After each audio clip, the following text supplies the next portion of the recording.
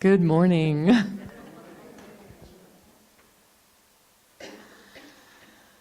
Okay, so we will open this morning with a quote from Dr. Ernest Holmes in the book entitled Love and Law.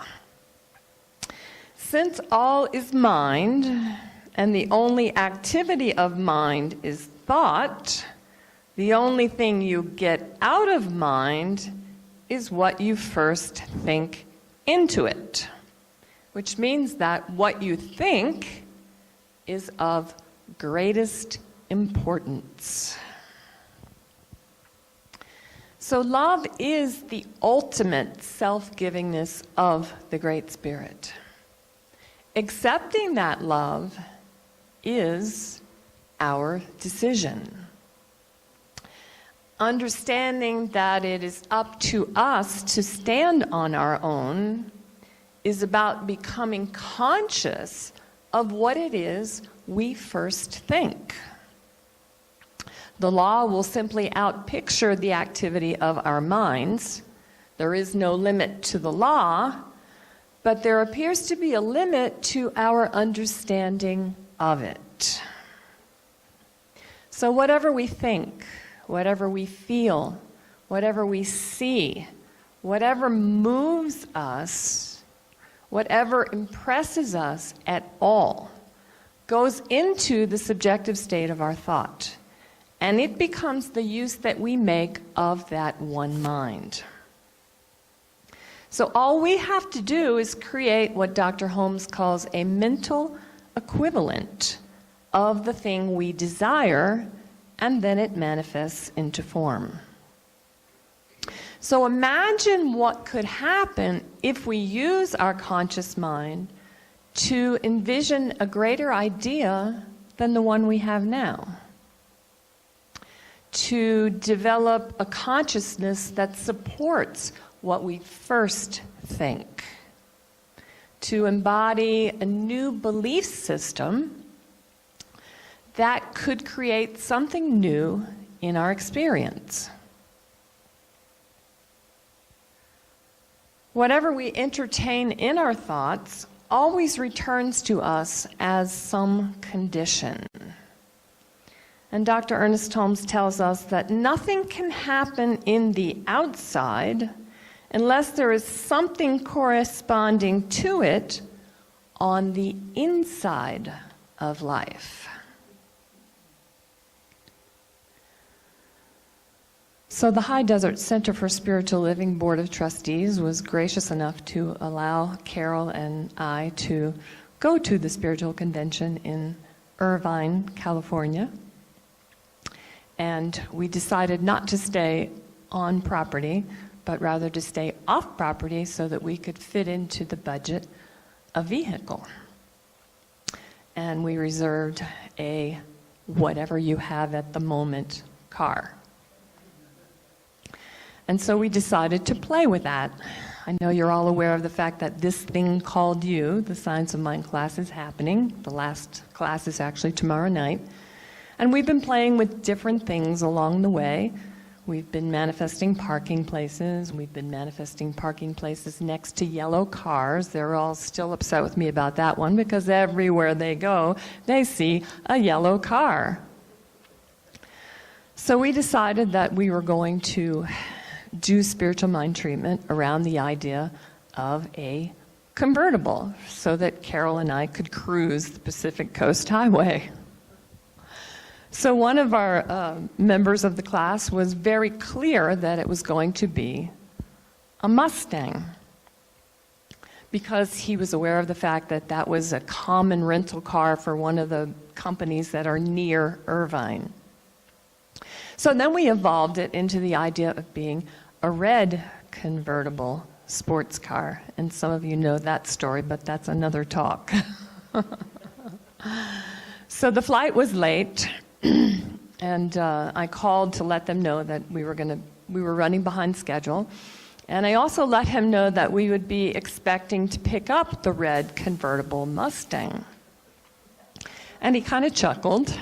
And when we got there, what he wanted to give us was a minivan.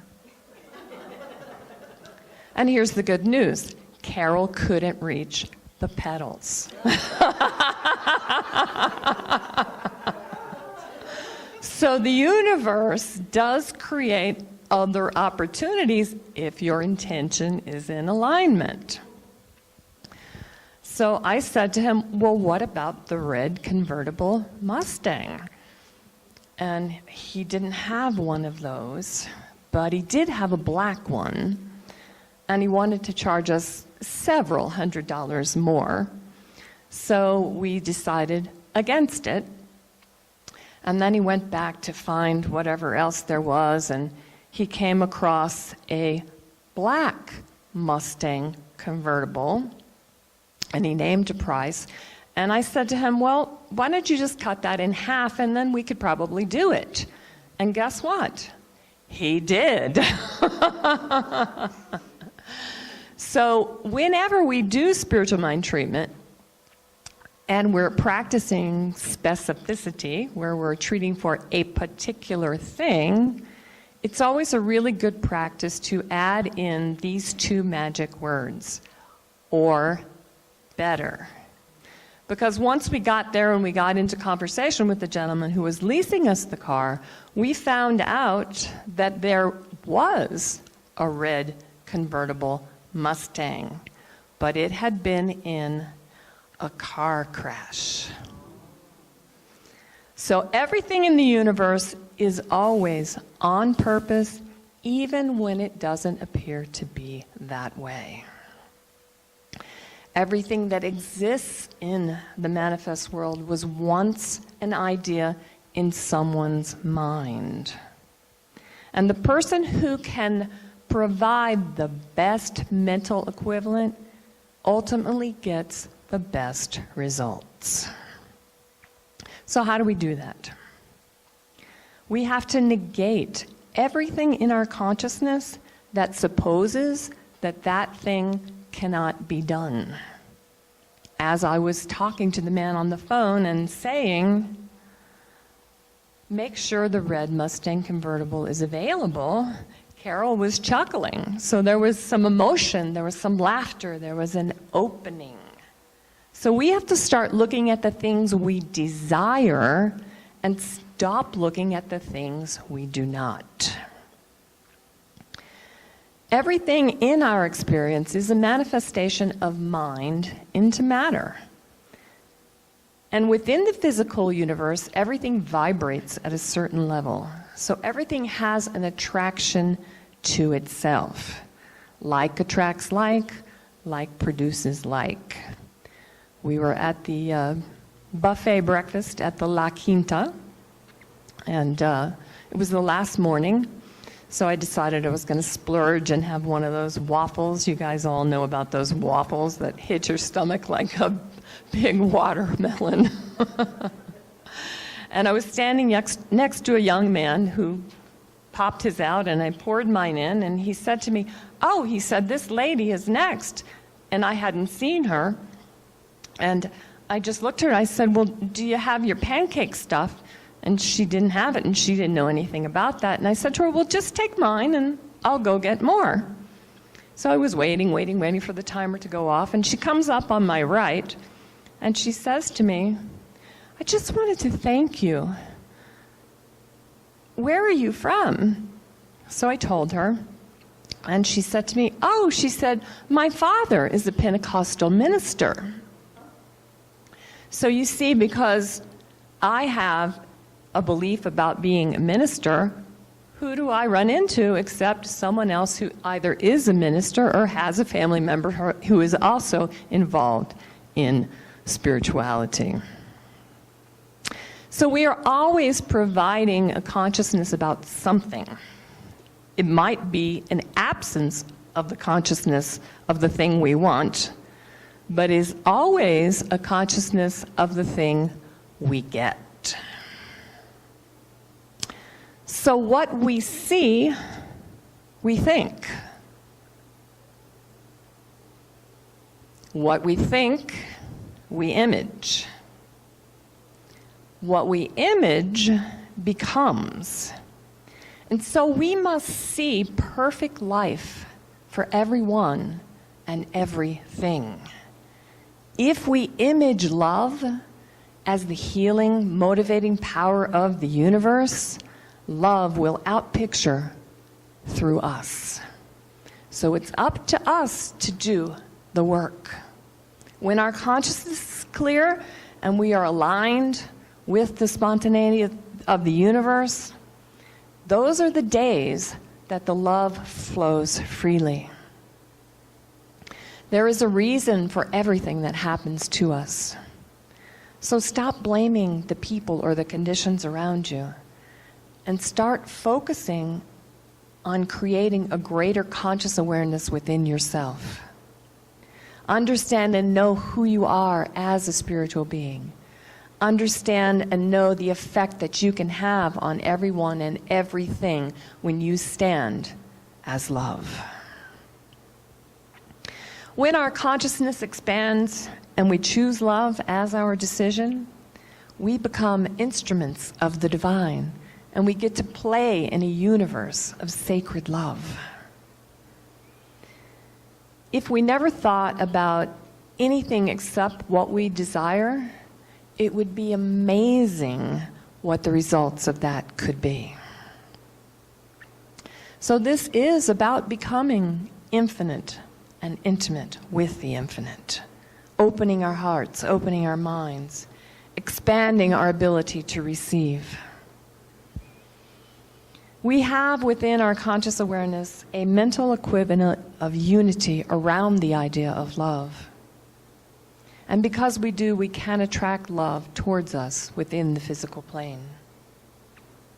If we want to demonstrate a new loving relationship, or we want to expand the one that we're experiencing now, we need to visualize that love moving through everyone and everything. There is something in us that corresponds to that opening, and that something becomes our loving relationships.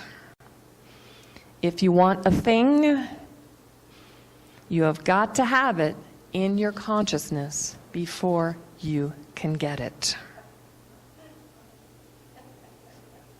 He's cute, isn't he?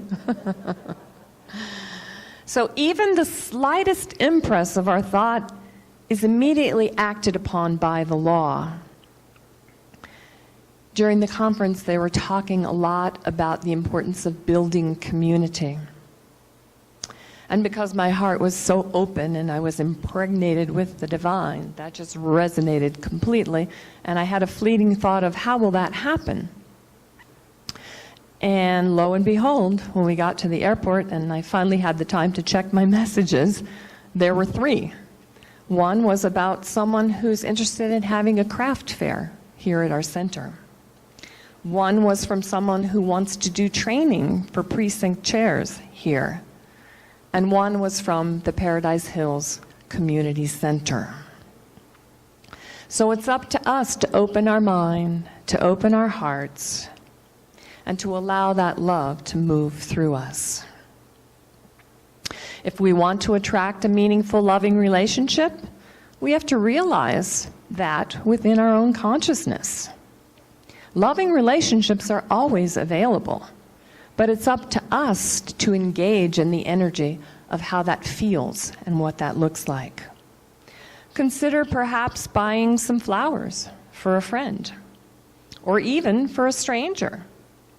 Send a thank you note to somebody that you admire. Volunteer to be a greeter or an usher. Hint, hint, hint. You get to give and receive lots of love at the front door. Ask Steve, he'll tell you. So you have to create an energy field around yourself that attracts in your dreams and your desires. The Great Spirit knows what to do, and it knows how to do it. All we have to do is believe that loving relationships already exist and that they are available for us. And when we fully understand that concept, you will already have the thing that you desire. Once I decide to change my mind, God will show me how. Thank you, and namaste.